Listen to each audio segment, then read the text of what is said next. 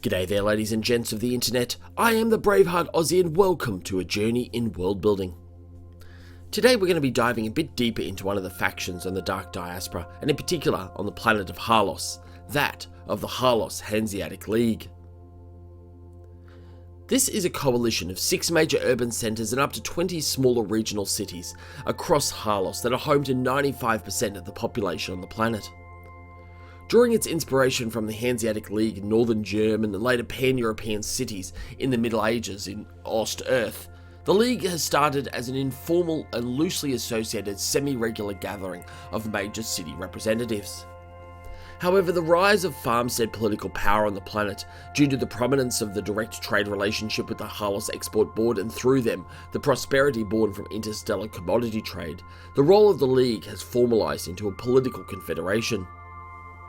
Until the formation of the League, the cities of Harlos functioned almost as completely independent city-states, with democratic authority only over the incredibly small urban footprint of the cities and no further.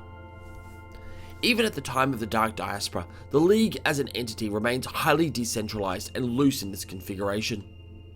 It has a Secretary General and a small permanent secretariat, though no permanent treasury or policing or military forces.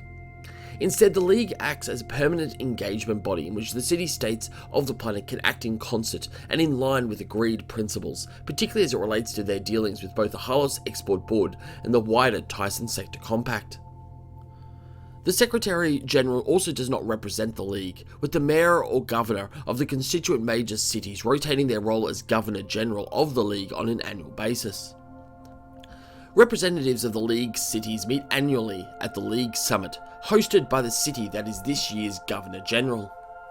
However, they also meet virtually on a quarterly basis. During this summit, representatives of the major cities meet as part of an executive body that principally ratifies statements and declarations. There are also 4 major standing committees of the League administered by the Secretariat, which also meet quarterly and when specific decisions are made ahead of ratification by the executive.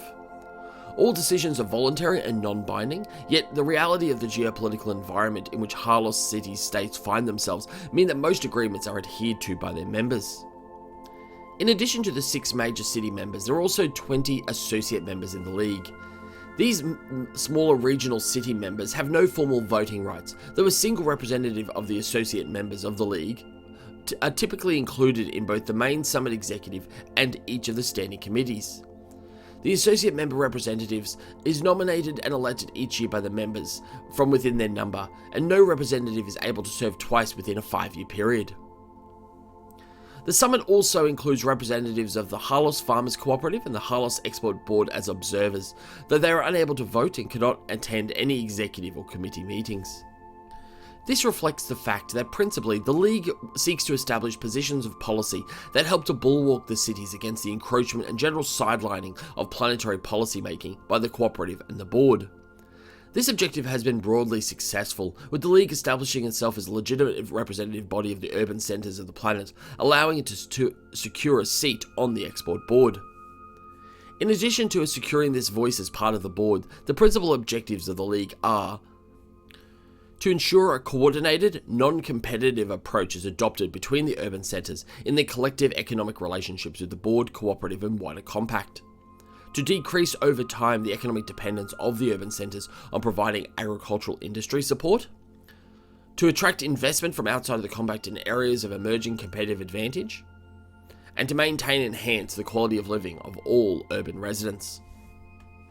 At the time of the Dark Diaspora, it is not clear whether the representatives of the Hanseatic League are aware of the geological instability and associated risks of the planet, though their policies and actions do not indicate an awareness of any potential urgency.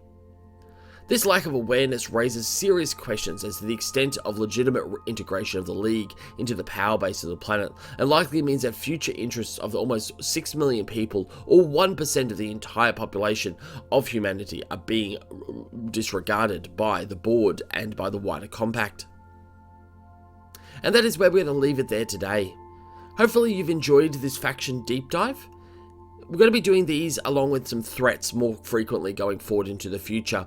Hopefully keeping the videos to around 5 minutes so they're nice and consumable.